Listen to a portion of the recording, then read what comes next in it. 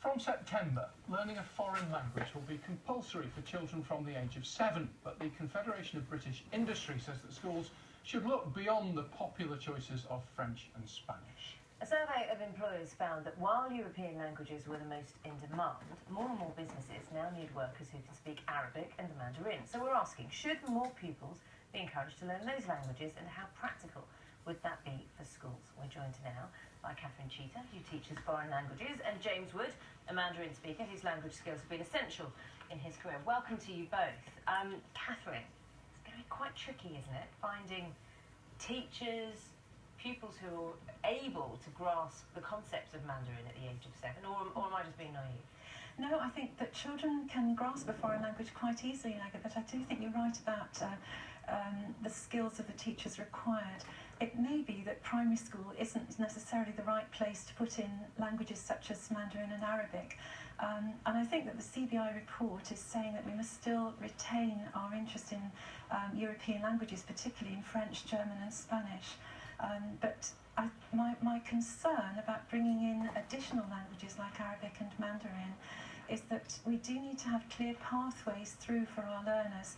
So if a primary school is going to bring in a different language, a more minority language at the moment, such as Mandarin or Arabic, we need to say that transition to secondary school is really important. They're minority languages in the way they're taught here, but of course in the way they're spoken around the world, they are huge and growing in importance. James, how old were you when you first latched onto Mandarin? Yeah, sure. Well, before going to university, I took a gap year and went to China and taught English. Didn't speak the language at all, but that was when the language journey really came alive for me, and I got a real kick out of being able to pick up the language.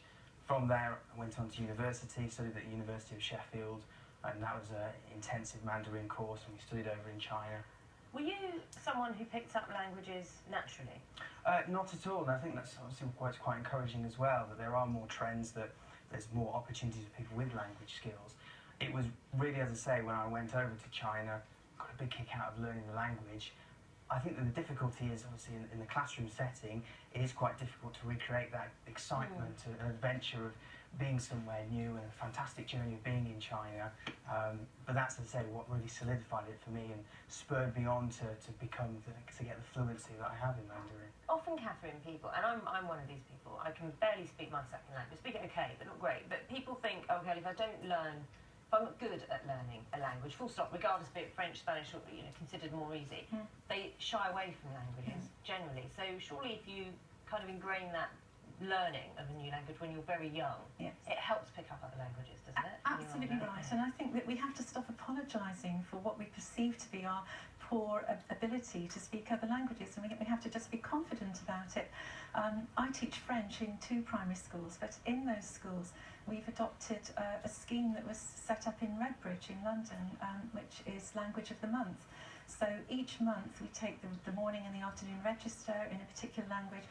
Recently that has been Mandarin in those schools, and Russian and Portuguese. We've got Portuguese now in one of my schools, and a Portuguese parent came in to speak to the children. So it's very important to raise awareness of the importance of being able to speak languages, even just to be able to know how to behave in those languages and with those cultures, and to be confident and push yourself forward. James, did you speak languages when you were younger, going through, you said you picked up Mandarin quite late? Yes, I certainly had French and then later German at middle school. And were they helpful in any way?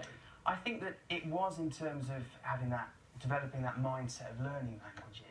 But because Mandarin is so different, it was quite a big thing that at university, people can go into the course. I went to the University of Sheffield, you can go into it without the prior knowledge of languages, because the characters are so different, because it's a tonal language. It is very different from learning a European language. Because that's the thing, isn't it, Catherine? Whether French, the more traditional languages taught in British schools, are good building blocks. I mean, I take the point about the principle of getting interested in languages, but do they help? I think they help tremendously. I think that if we look at something like Mandarin, as James was saying, it's so different. It's a tonal language.